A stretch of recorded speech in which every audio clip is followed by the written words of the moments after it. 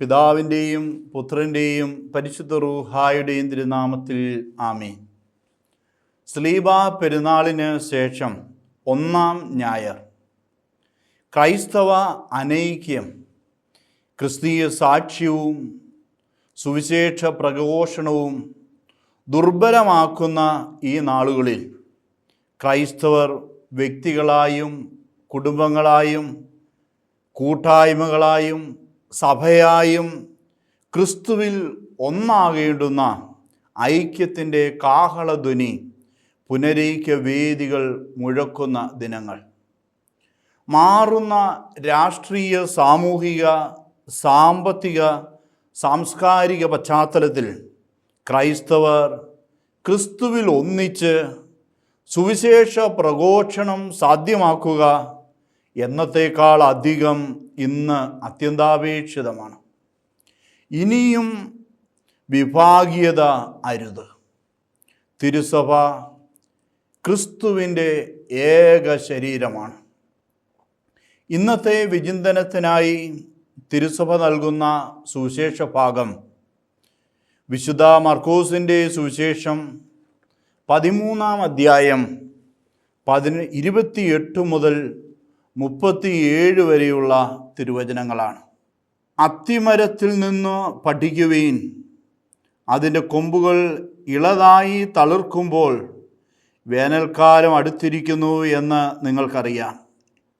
അതുപോലെ തന്നെ ഇക്കാര്യങ്ങൾ സംഭവിക്കുന്നത് കാണുമ്പോൾ അവൻ സമീപത്ത് വാതിൽക്കലെത്തിയിരിക്കുന്നുവെന്ന് ഗ്രഹിച്ചു കൊള്ളുക.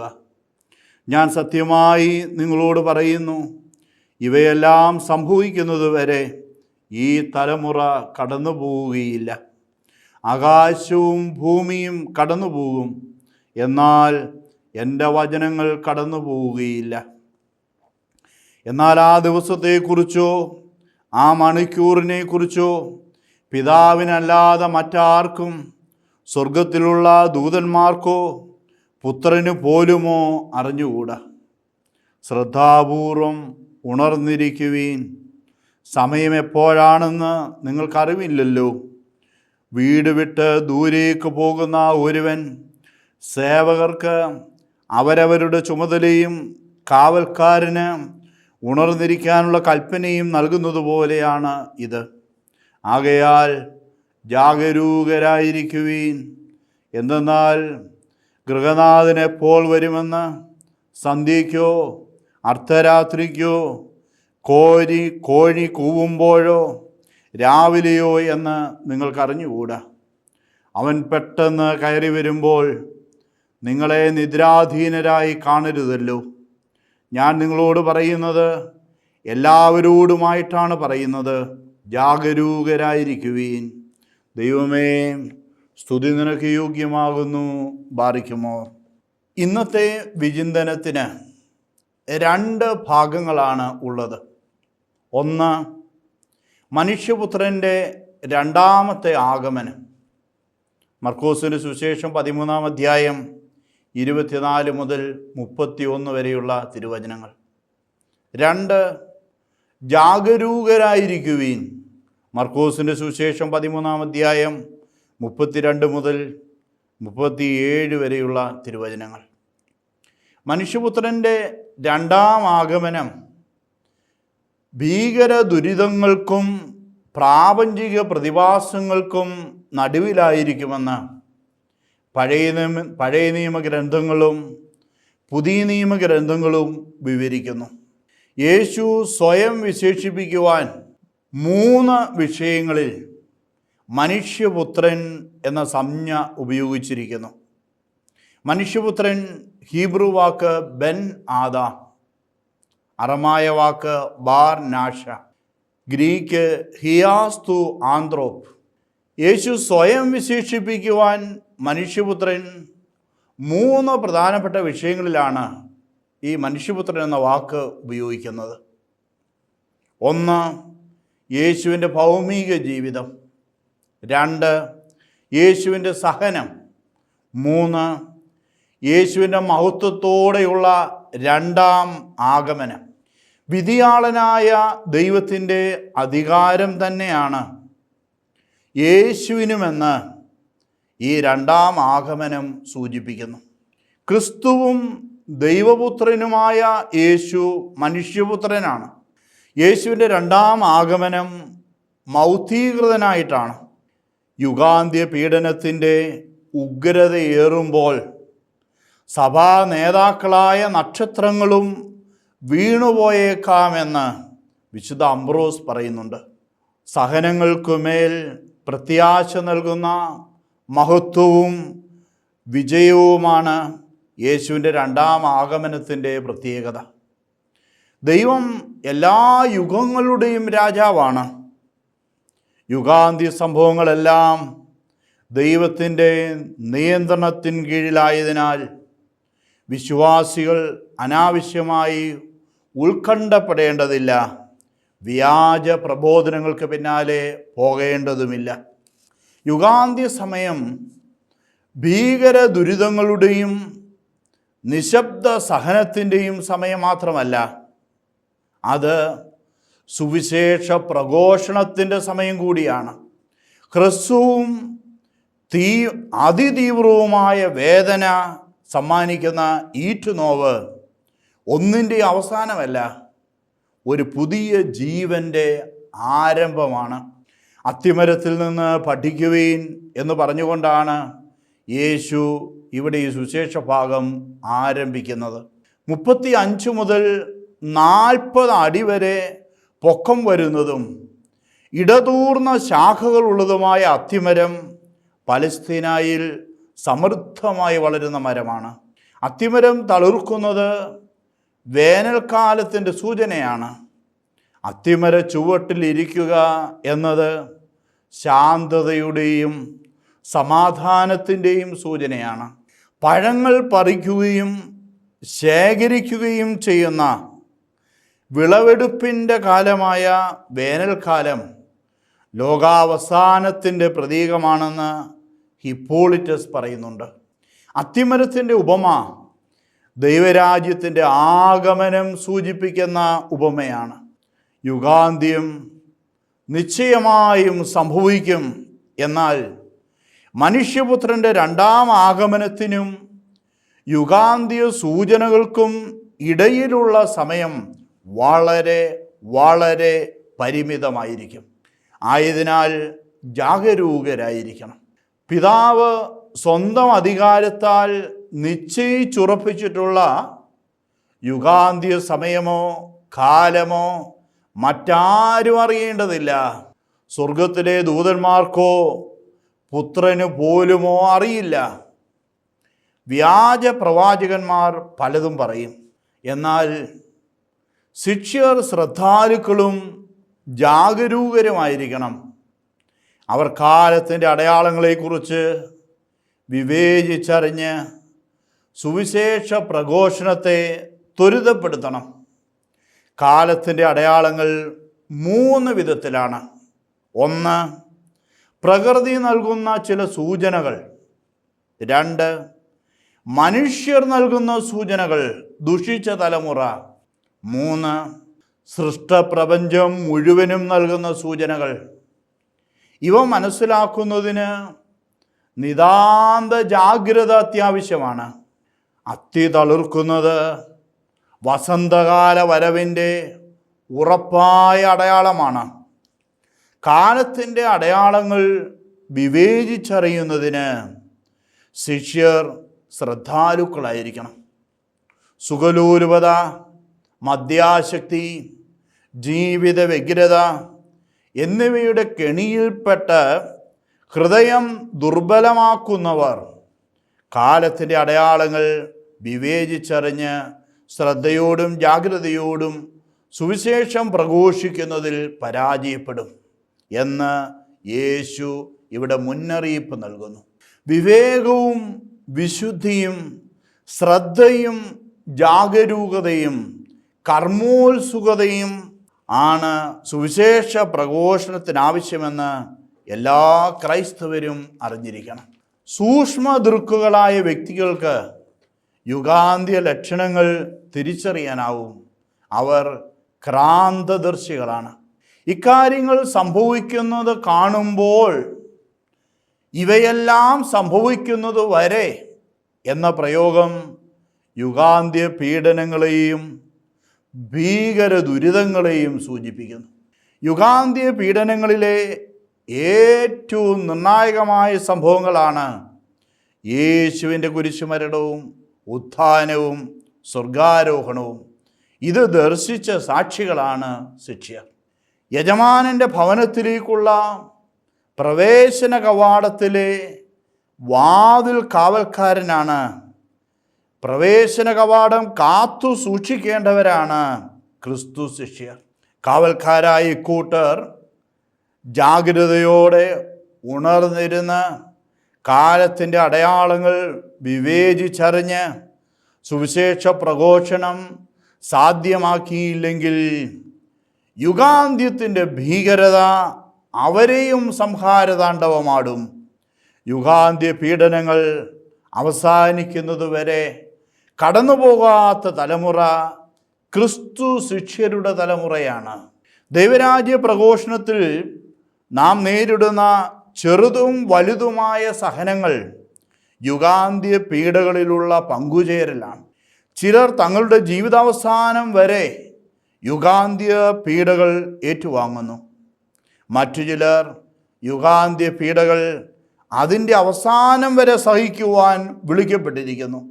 ആകാശവും ഭൂമിയും കടന്നുപോകും എന്നതിനർത്ഥം പ്രപഞ്ചവും സർവ സൃഷ്ടികളും കടന്നുപോകുമെന്നാണ്. എന്നാൽ യുഗാന്ത്യത്തെക്കുറിച്ചുള്ള യേശുവിൻ്റെ വചനങ്ങൾക്ക് മാറ്റമില്ല. അത് സംഭവിക്കുക തന്നെ ചെയ്യും എന്ന് യേശു ഇവിടെ ഉറപ്പ് നൽകുന്നു. യേശുവിൻ്റെ വാക്കുകളുടെ അഥവാ ദൈവവചനത്തിൻ്റെ അലംഘനീയത മനുഷ്യപുത്രൻ്റെ ദൈവത്വത്തിൻ്റെ അടയാളമാണ്. 102-ാം സങ്കീർത്തനം 25 മുതൽ 27 വരെയുള്ള തിരുവചനങ്ങൾ. പണ്ട് അവിടുന്ന് ഭൂമിക്ക് അടിസ്ഥാനമിട്ടു. ആകാശം അങ്ങയുടെ കരവേലയാണ്. അവ നശിച്ചു പോകും, എന്നാൽ അങ്ങ് നിലനിൽക്കും. അവയെല്ലാം വസ്ത്രം പോലെ പഴകിപ്പോകും. ഉടുപ്പ് മാറുന്നതുപോലെ അങ്ങ് അവയെ മാറ്റും. അവ കടന്നു പോവുകയും ചെയ്യും, എന്നാൽ അങ്ങേക്ക് മാറ്റമില്ല. അങ്ങയുടെ സംവത്സരങ്ങൾക്ക് അവസാനമില്ല. യെശയ്യാ പ്രവാചകന്റെ പുസ്തകം 40-ാം അധ്യായം 6 മുതൽ 8 വരെയുള്ള തിരുവചനങ്ങൾ.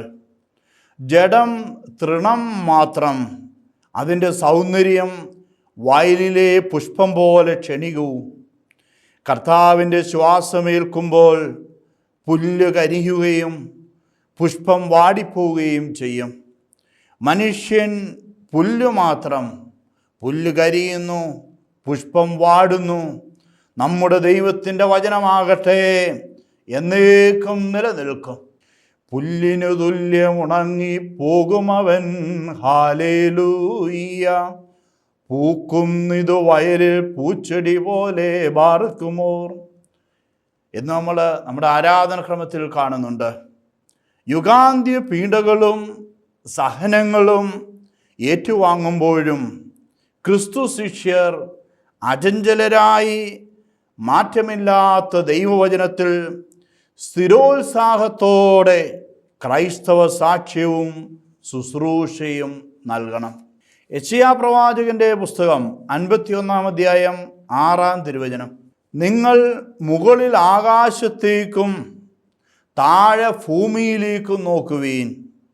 ആകാശം പുക പോലെ അപ്രത്യക്ഷമാകും, ഭൂമി വസ്ത്രം പോലെ പഴകും, അതിലെ നിവാസികൾ കൊതുകുപോലെ ചത്തുപോകും. എന്നാൽ ഞാൻ നൽകുന്ന രക്ഷ നിത്യമാണ്, മോചനം അനന്തവും. നിത്യരക്ഷയും നിത്യജീവനും നൽകുന്ന യേശു ക്രിസ്തു യുഗാന്ത്യ പീഡ ഭീകര ദുരന്തങ്ങൾക്കതീതമായ ഉയിർപ്പിൻ്റെയും സ്വർഗത്തിൻ്റെയും പ്രത്യാശ നമുക്ക് പകർന്നു നൽകുന്നു. അവിടെ ജീവൻ്റെ കിരീടം നമ്മെ കാത്തിരിപ്പുണ്ട്. ലോകാവസാനം സുനിശ്ചിതമാണ്. പക്ഷേ ആ ദിനവും മണിക്കൂറും അനിശ്ചിതമാണ്. മറ്റാർക്കും, സ്വർഗത്തിലെ ദൂതന്മാർക്കോ പുത്രന് പോലുമോ അറിഞ്ഞുകൂടാ. യുഗാന്ത്യ ദിനത്തിൻ്റെയും മണിക്കൂറിൻ്റെയും അനിശ്ചിതത്വത്തെ നേരിടുന്നതിന് ക്രിസ്തു ശിഷ്യർ ഉണർന്ന് ജാഗരൂകരായി കാണപ്പെടണം. ക്രൈസ്തവ ജീവിതത്തിൻ്റെ ഉത്തരവാദിത്വങ്ങൾ ഏറ്റവും വിശ്വസ്തയോടും ആത്മാർത്ഥതയോടും കൂടെ നിറവേറ്റുമ്പോഴാണ് നാം ജാഗരൂകരായിരിക്കുക.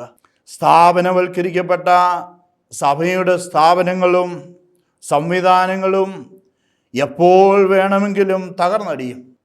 സഭയുടെ അമൂല്യ സമ്പത്ത് ക്രൈസ്തവ വിശ്വാസം ജീവിക്കുന്നവരുടെ സമൂഹമാണ്.